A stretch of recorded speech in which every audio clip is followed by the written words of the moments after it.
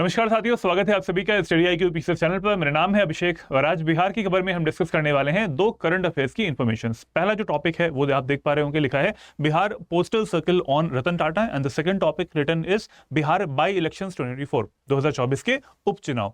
तो ये आपके एग्जाम के लिए इंपॉर्टेंट है, न्यूज की चीजें हैं, करंट अफेयर्स की चीजें हैं, तो जरूर से जरूर आप इनको देख लीजिए।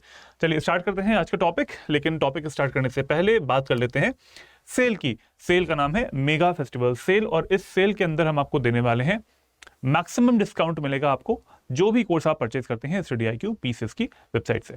स्पेसिफिकली आज मैं बात करूंगा फाउंडेशन बैच की। फाउंडेशन बैच का नाम है संकल्प फाउंडेशन बैच 7 और अगर आप स्टेट पीसीएस एग्जामिनेशंस की तैयारी कर रहे हैं स्पेसिफिकली इन स्टेट्स की उत्तर प्रदेश, बिहार, हरियाणा, मध्य प्रदेश, उड़ीसा, पंजाब, असम, वेस्ट बंगाल और जम्मू एंड कश्मीर, तो आपके लिए बहुत अच्छा मौका है इस टाइम पे क्योंकि मैक्सिमम डिस्काउंट आपको मिलने वाला है। बैच जो है वो स्टार्ट हो रहा है आपका 25 अक्टूबर से, 25 अक्टूबर से बैच स्टार्ट हो जाएगा। अभी समय है 23 अक्टूबर तक ये जो सेल है वो वैलिड है, तो इस सेल का पूरा फायदा उठाना है तो आप जल्दी से जाएं और इस कोड का यूज करके, ये मेरा कोड है, इस कोड का यूज करके आपको मैक्सिमम डिस्काउंट मिलेगा। 9,999 में ये कोर्स आपको मिल जाएगा। क्या मिलने वाला है इसमें? लाइव लेक्चर्स मिलेंगे आपको 1000 से ज्यादा घंटों के। इन वीडियोस को आप रिकॉर्डेड फॉर्म में भी देख पाएंगे 2 साल तक। इस कोर्स की जो वैलिडिटी है वो 2 साल की है। इसके अलावा मेंटरशिप आपको मिलने वाली है 2 सालों तक। एक मेंटर आपके साथ रहेंगे, आपके सवालों का जवाब देंगे, सारी क्वेरीज को निपटाएंगे और आपको एक डायरेक्शन प्रदान करेंगे आपकी तैयारी में। नेक्स्ट एक जो इसकी फीचर है इस कोर्स का वो ये है कि डेली आंसर राइटिंग इसमें इंक्लूडेड है और इसमें आपको हम एक प्रश्न देंगे डेली, आप उसका आंसर लिख के हमें भेजेंगे जिसका इवैल्यूएशन हम आपको 24 घंटे के अंदर अंदर प्रोवाइड करने का पूरा प्रयास करेंगे। इसके अलावा टेस्ट सीरीज भी इंक्लूडेड है इसमें और crux notes and hand written notes भी हम आपको देंगे इसमें, हिंदी और इंग्लिश दोनों लैंग्वेजेस में। तो आपको कहीं और से कुछ भी करने की जरूरत नहीं पड़ेगी। इन 9,999 अमाउंट में आपको सारी चीजें मिल जाएंगी जो कि आपको स्टेट पीसीएस एग्जामिनेशंस की तैयारी करने के लिए काफी हेल्पफुल रहेंगी।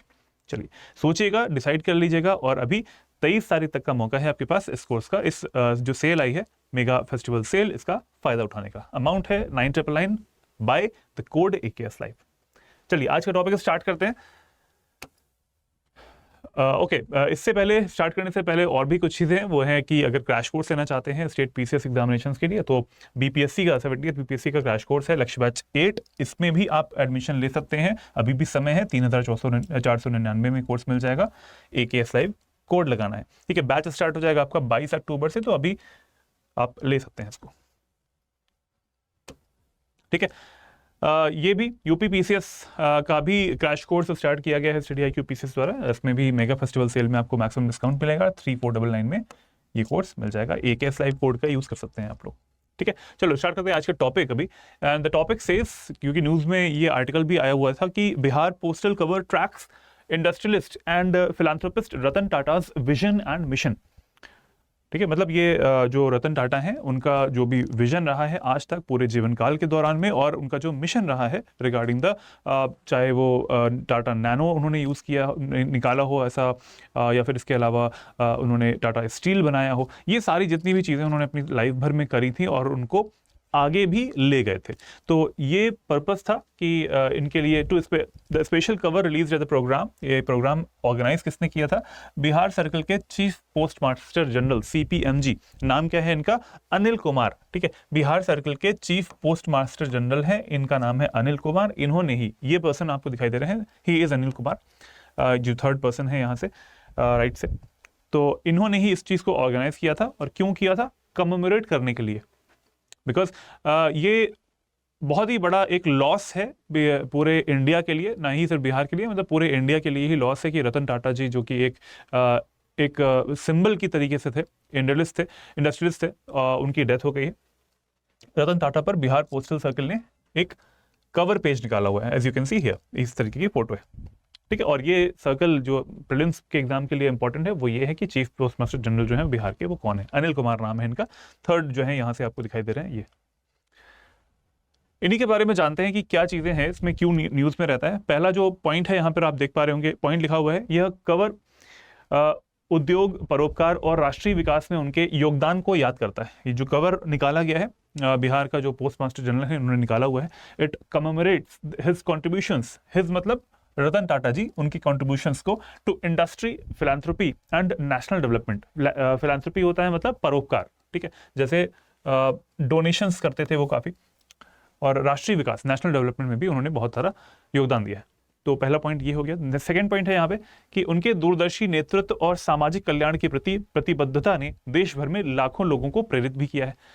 अब देखिए, उनका एक जो हमेशा, जो रतन टाटा की बात मैं कर रहा हूँ, उनका जो हमेशा से एक आइडिया ये रहा है कि वो कभी भी किसी चीज़ में पीछे नहीं हटे, है ना। उन्होंने जो भी चीज़ स्टार्ट करी है उसके बाद उन्होंने उस चीज़ को टॉप पे ले गए, चाहे वो जगुआर की बात हो, चाहे वो किसी भी चीज़ की बात हो उनका, चाहे वो इंडिका जो गाड़ियाँ निकाली थी उन्होंने, वो भी बहुत ज़्यादा चली भी थी, और पूरा एक दशक आपने देखा होगा कि वो टॉप गाड़ी जो थी, गाड़ी का जो मॉडल था वो टॉप पे चला था। तो जितनी भी उन्होंने चीज़ें करी, और वो एक तरीके से एक सिंबल की तरीके से थे। सिंबल्स बहुत होते हैं, लेकिन उन सिंबल्स में एक जो सिंबल रतन टाटा जी थे वो इंडस्ट्री के सेंस में थे, क्योंकि उनको देखकर बहुत सारे ऐसे स्टार्टअप्स भी थे जो कि इंडिया में स्टार्ट हुए और बाद में वो टॉप पर गए भी, ठीक है। बहुत सारे ऐसे एग्जांपल्स भी हमारे पास हैं। तो स्टार्टअप्स के लिए एक बहुत मोटिवेशन प्रोवाइड किया उन्होंने, और कई स्टार्टअप्स में उनका सहयोग भी रहता था, और कई कंपनीज भी, जैसे कि टाटा कंसल्टेंसी सर्विसेज के बारे में जानते होंगे, TCS, तो ये सब उन्हीं के अंदर आती है। नेक्स्ट पॉइंट है यहाँ पे, विशेष कवर को एक महत्वपूर्ण संग्रहणीय वस्तु माना जा सकता है जो रतन टाटा के दूरदर्शी काम का सम्मान करता है, जो भविष्य की पीढ़ियों को प्रेरित करता रहेगा।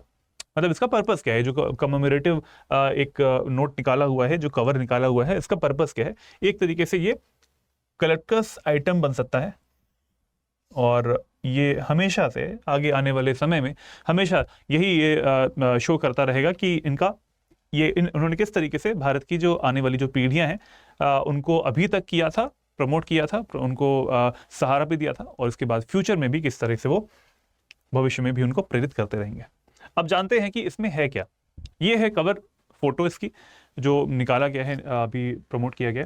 इसमें आप देख पा रहे होंगे रतन टाटा जी की इमेज है, यहाँ पर फोटो दिखाई दे रही है। ये तो लास्ट जो अभी काफ़ी वृद्धावस्था की जो फोटो थी उनकी, वो तो है यहाँ पे, लेकिन इसके अलावा उनके जीवन काल की भी बहुत सारी फोटोज इसमें हैं। जैसे कि ये यंग रतन टाटा जी की फोटो यहाँ पे दिखाई दे रही है। ये हो सकता है कि 80s 90s की फोटो है ये वाली, ठीक है। यहाँ पर भी इंडस्ट्री में उनका अच्छा खासा नाम हो चुका था 90s के टाइम पे। इसके अलावा यहाँ पर आप इमेज में देख पा रहे होंगे एयर इंडिया का एक प्लेन भी दिखाई दे रहा है, एयर इंडिया, जो कि इनसे जुड़ी हुई थी। और इसके अलावा रतन टाटा जी की निकाली हुई एक कॉन्सेप्ट कार जो कि नैनो कार है, और नैनो कार पर उनका बहुत ज़्यादा भरोसा था और लोगों ने भी इसको सराहा था शुरुआत में। इसके अलावा बैकग्राउंड में आप देख पा रहे होंगे यहाँ पर, आई थिंक आपको शायद ना दिख रहा हो, ये बैकग्राउंड में पीछे टाटा स्टील के जो ब्लॉक्स होते हैं वो आपको यहाँ पे दिखाई दे रहे हैं। अगर आप इसको गूगल पे सर्च करके देखेंगे तो यहाँ पर आपको टाटा स्टील जो कंपनी है इनकी, उनके स्टील ब्लॉक्स यहाँ पर मेंशन्ड है। इसके अलावा यहाँ पर और क्या दिखाई दे रहा है इस जगह पे, इसको, इन सारी चीज़ों को मैंने मेंशन किया हुआ है नेक्स्ट स्लाइड में।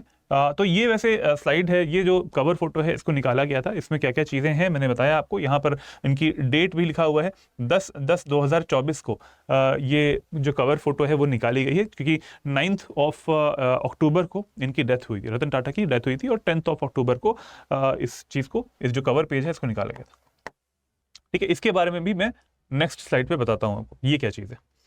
चलिए, क्या क्या चीजें हैं इसमें रिफ्लेक्ट की जा रही हैं, what does this cover reflect, इसको देखते हैं कवर क्या दर्शा रहा है।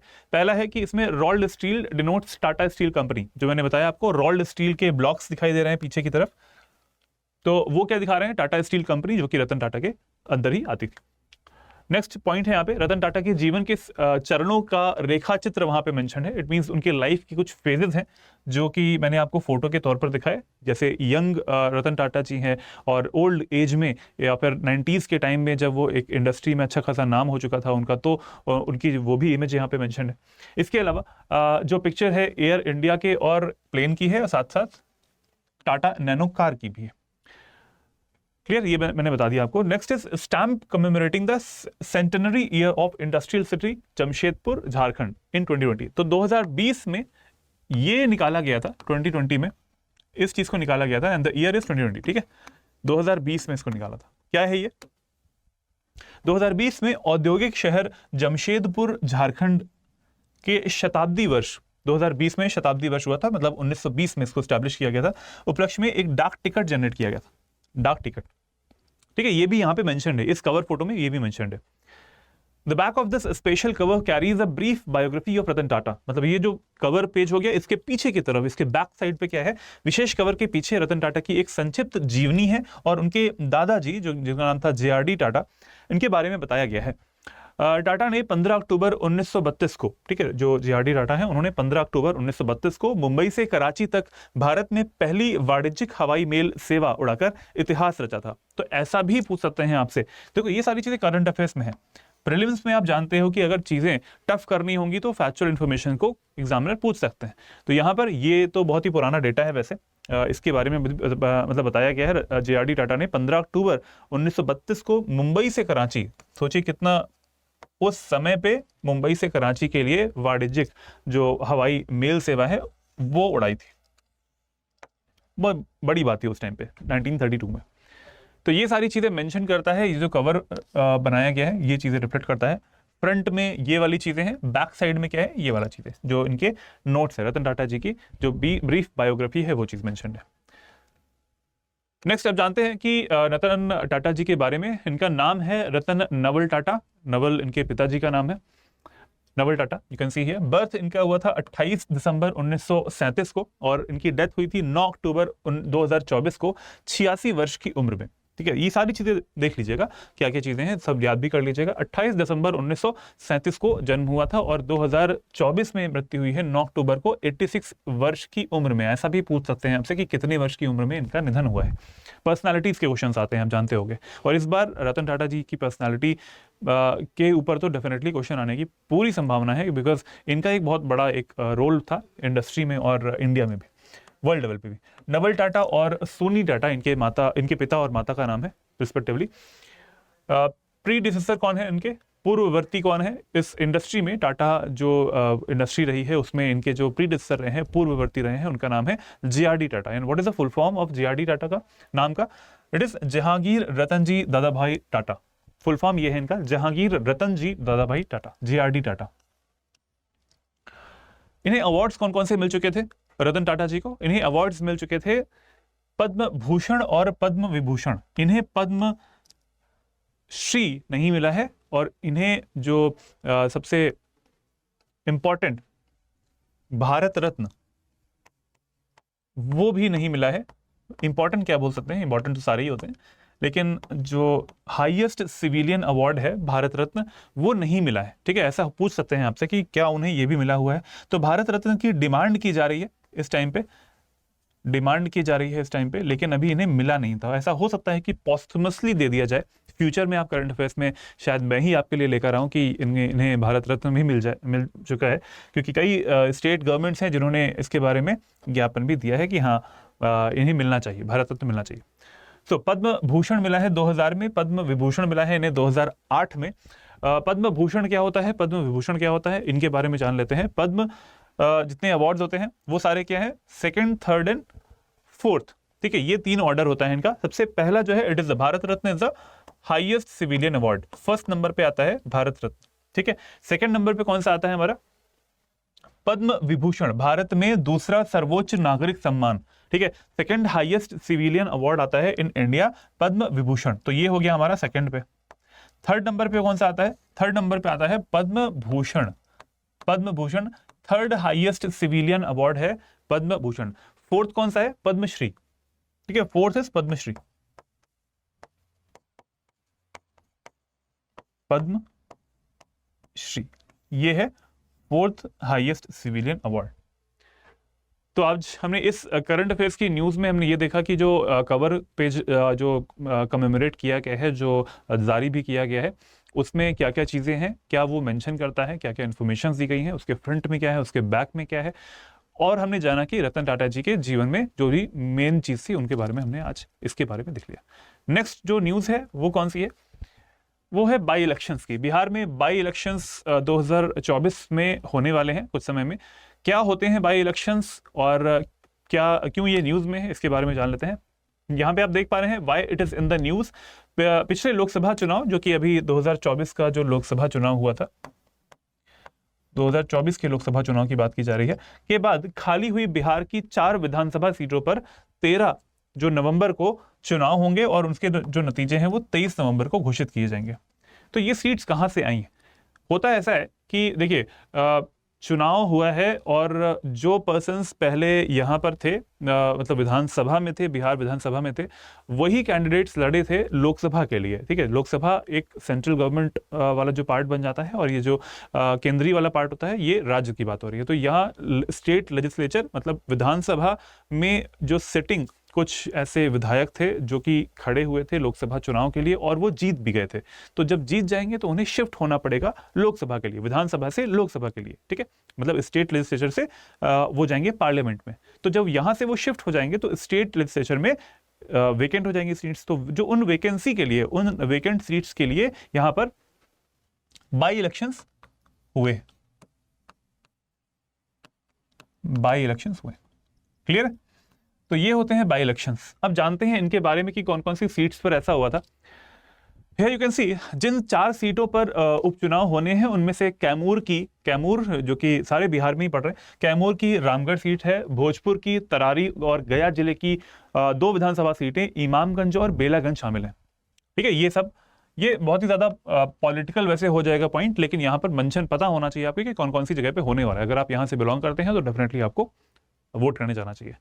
कौन कौन सी सीट्स हैं यहाँ पे? कैमूर की रामगढ़ है, भोजपुर की तरारी और गया जिले की 2 हैं, यहाँ पर इमामगंज और बेलागंज आती हैं। कौन कौन से पर्सन्स हैं जो कि शिफ्ट हो गए हैं, विधानसभा से लोकसभा में शिफ्ट हो गए हैं इस बार के जो चुनाव हुए थे, यूनियन गवर्नमेंट के जो चुनाव हुए थे उसमें? पिछले चुनाव में जो रामगढ़ के राजद विधायक जो है, राजद मतलब राष्ट्रीय जनता दल, आरजेडी एमएलए सुधाकर सिंह, वो, और तरारी से सीपीआई एमएल का फुल फॉर्म क्या है? Communist party of India Marxist Leninist. ठीक है, communist party of India Marxist Leninist के सुदामा प्रसाद, और इमामगंज के कौन है? हाँ, HAMs के जीतन राम मांझी। HAM मतलब हिंदुस्तानी आवाम मोर्चा, HAM मतलब होता है हिंदुस्तानी आवाम मोर्चा, ये पार्टी का नाम है।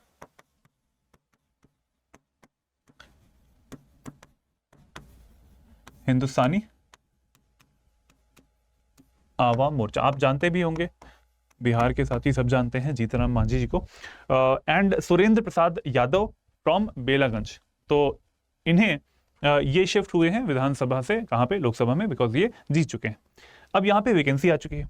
तो चारों सीटों पर जीतने वाले विधायक इस लोकसभा चुनाव में उम्मीदवार थे, चारों चुनाव जीत भी गए थे और जीतने के बाद में वैकेंसी क्रिएट हो गई और सांसद बने हैं, जिसके बाद ये सीटें खाली हो चुकी हैं। तो इन खाली सीटों पर चुनाव होने वाला है। आप जानते हैं कि ये जो हमारा बाई इलेक्शन होता है वो होता क्या है? बाई इलेक्शंस होते क्या है? देखिए, बाई पोल्स जो हैं, these are conducted when a seat in the legislature becomes vacant due to reasons such as। क्यों ऐसा होता है? देखिए, या तो डेथ हो गई हो, या तो जो सिटिंग वहां पे एमएलए थे, मिनिस्टर ऑफ लेजिस्लेटिव असेंबली, विधायक जो थे वहां पे, उनकी मृत्यु हो जाए, या फिर उन्होंने त्यागपत्र दे दिया हो, या फिर उनका डिस्क्वालिफिकेशन हो जाए अयोग्यता की वजह से, या फिर चौथा ऑप्शन है यहाँ पे एक्सपल्शन हो जाए ऑफ अ सिटिंग मेंबर, किसी भी मौजूदा सदस्य का निष्कासन कर दिया जाए। तो ये कई ऐसे ऑप्शंस यहाँ पे होते हैं कि 4 ऑप्शंस यहाँ पे दिए हुए हैं, इन चारों में से कोई भी ऐसा रीजन हो सकता है जिसकी वजह से बाई इलेक्शंस होते हैं। ठीक है, अब जानते हैं इसमें कि कुछ फैक्ट्स क्या है इसके बाई इलेक्शंस के। तो देखिए, रिप्रेजेंटेशन ऑफ पीपल्स एक्ट 1951 ये बहुत इंपॉर्टेंट है। जब भी इलेक्शंस की बात आती है हमेशा आरपीए जो है वो हमेशा न्यूज में रहता है। RPA, representation of peoples act 1951, लोक प्रतिनिधित्व अधिनियम, ये हमेशा न्यूज में रहता है। क्या बोल रहे हैं? Section 151 of the RPA, section जो है 151A, ठीक है, आरपीए की धारा 151A बताती है कि रिक्ति होने की तारीख से 6 महीने के भीतर उपचुनाव हो जाएंगे। रिक्ति होने के 6 महीने के भीतर चुनाव हो जाएंगे। तो अभी आप इमेजिन कीजिए कि जब हमारे इलेक्शंस हुए थे, ये जो अभी हमारे लोकसभा के इलेक्शंस हुए थे, तो क्या 6 महीने हो चुके हैं? ये आपको सोचना है। डेट पहले निकालिए, पहले चेक कीजिए कि किस समय पे आप लोग गए थे इलेक्शंस के लिए और किस समय पे ये जो सरकार बनी है सेंटर में, जो जिसमें कि बीजेपी जो है उन्होंने मिल के सरकार बनाई है। इस बार तो नीतीश कुमार जी की पार्टी है, वो बहुत बड़ा एक रोल निभाया उन्होंने सरकार बनाने के लिए। तो 6 महीने अभी हुए हैं कि नहीं हुए हैं? ठीक है, इस तरीके से डिसाइड हो। तो 6 महीने के अंदर अंदर ये सारी चीजें हो जानी चाहिए, 6 महीने के भीतर उपचुनाव हो जाएंगे। ठीक है, इसके कुछ अपवाद हैं, वो क्या है, एक्सेप्शंस क्या हैं? 2 अपवाद यहाँ पे आते हैं। इस सेक्शन 151A का जो ए अपवाद है वो क्या है? धारा 151A बोलती है कि संसद का शेष कार्यकाल 1 वर्ष से कम होने पर 6 महीने का नियम जो है वो लागू नहीं होगा। तो ये संसद के लिए है बेसिकली, ठीक है। दूसरा आता है to not hold bypolls is consultation between EC and the central government. EC means election commission, चुनाव आयोग।